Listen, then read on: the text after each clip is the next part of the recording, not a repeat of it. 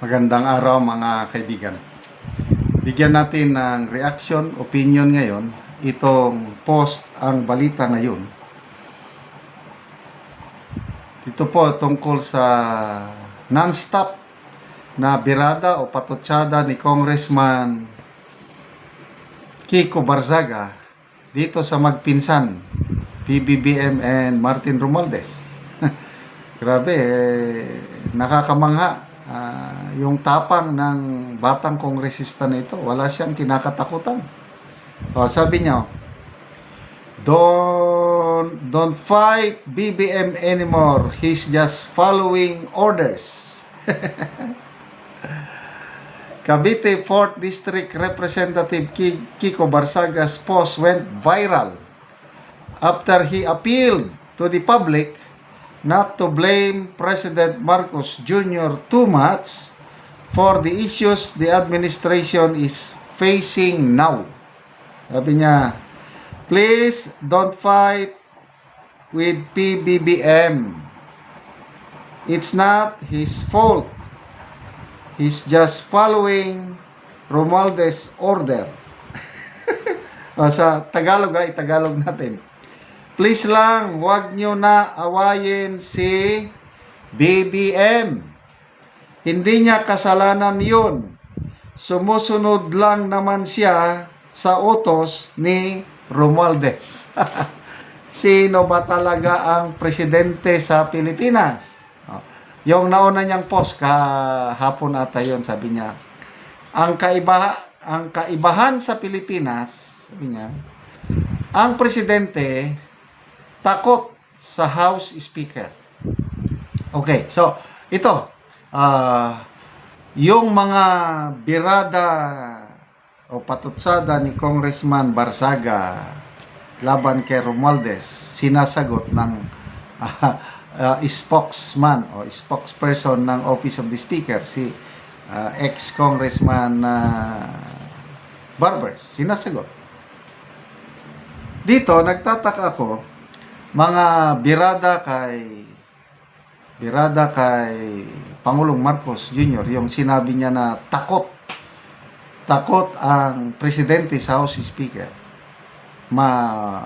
Mabigat yun. Ito na naman, huwag awayin si PBBM dahil hindi naman niya talagang kasalanan, dahil sumusunod lang siya sa Speaker of the House. So, ito po ang napakasakit. Kanta tayo. Napakasakit, Kuya Eddie, ang nangyari sa ating bayan. Napakasakit, Kuya Bonget. Sabihin ko sa iyo kung ano ang gagawin. Bakit tayo nagkakaganito, no? Ang ganda ng simula ng administrasyong ito eh. Buong-buo ang pag-asa ng 31.6 million Pilipinos na bumoto sa Uniteam. Bayan, babangon muli. Ang ganda ng simula. Sa totoo lang yung first 6 months, okay pa naman. Lalo na nung nasa Malacanang pa si Attorney Vic Rodriguez as Executive Secretary. Yung binasa ko yung Kingmaker book ni Attorney Vic. Talagang napakaklaro yung inilahad doon na good governance ang target ng BBM administration nung simula. Kaya lang, nung dumating na yung iba't ibang grupo o puwersa na wala namang naitulong sa election, sabi ni Attorney Vic, tapos sila na ang nagdidemand na ito ang i-appoint, ito ang i-appoint, ito. Nung una, hindi sila makalusot dahil dumadaan lahat kay Attorney Vic. Pag nasalang na ni Attorney Vic, bigay sa Pangulo, perma niya, ina-appoint niya, yung nakikita nila na may malasakit, may puso, yung mag-serve good governance. Kaya lang, kung isummarize natin yung libro ni Atty. Vic, nung nakialam, at ang isang nakialam nga, nakasulat sa libro, itong si Speaker Martin Romualdez, wala na. Nagsimula ng lalo na nung, ito na, yung unity, maganda pa naman ang samahan, yung first 2 years, maganda pa naman ang samahan ng Pangulo at ni BP Sara.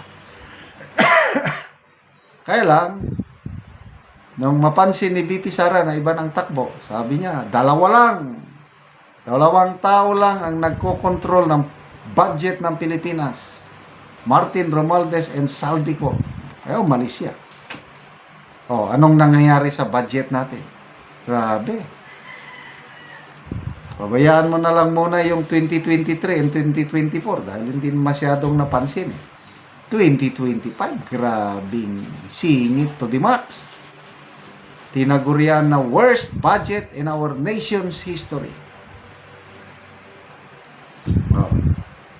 May nagawa ba ang Pangulo? Wala. Ni-review kunuhay yung 2025 budget. Bineto kunuhay. Wala rin nangyari. Ang dami pa rin. Billions pa rin. Ilan yan? 410 billion pesos. Lumusot sa unprogrammed funds.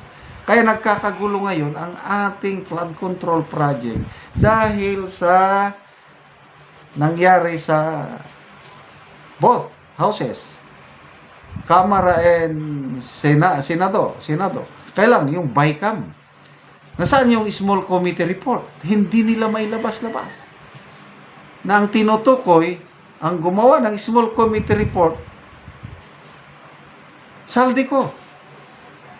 Sinabi na ng isang kongresista na wala na palang pakialam si Senator Grace po, yung chairperson ng Finance Committee. Wala na siyang, hindi na siya kasama doon sa small committee, yung nagbago-bago. Ibig sabihin, plain house na lang ang nagano. So, nasaan ngayon si Saldico? O sino ang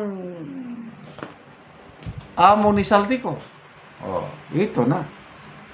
Kaya hindi natin masisi itong batang kongresistang ito na sabi niya, handa akong magbuhis ng buhay.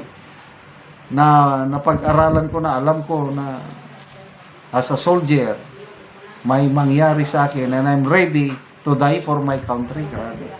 Salute kay Congressman Kiko Barsaga.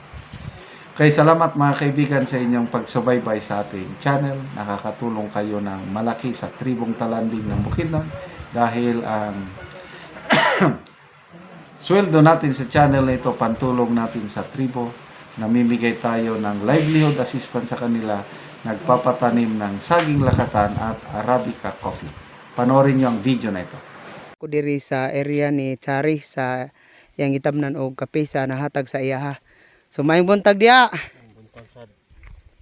Nag-abono siya sa iyang kape nga isa na kabulan. So isa pa siya kabulan, maayo gid ang tubo siyang.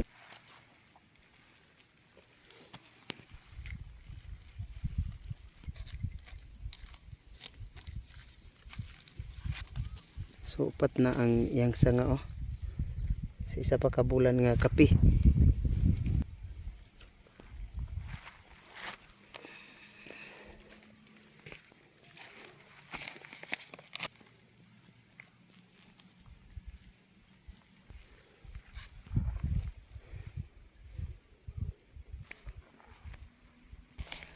Anay mga sanga-sanga.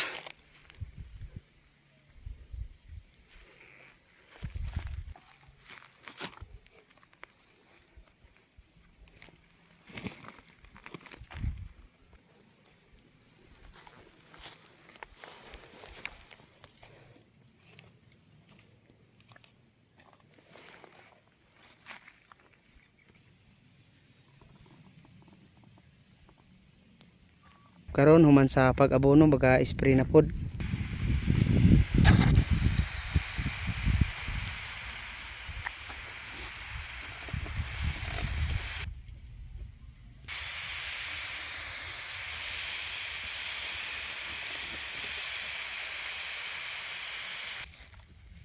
Salamat sa Ginoo sa nagsuporta sa kape.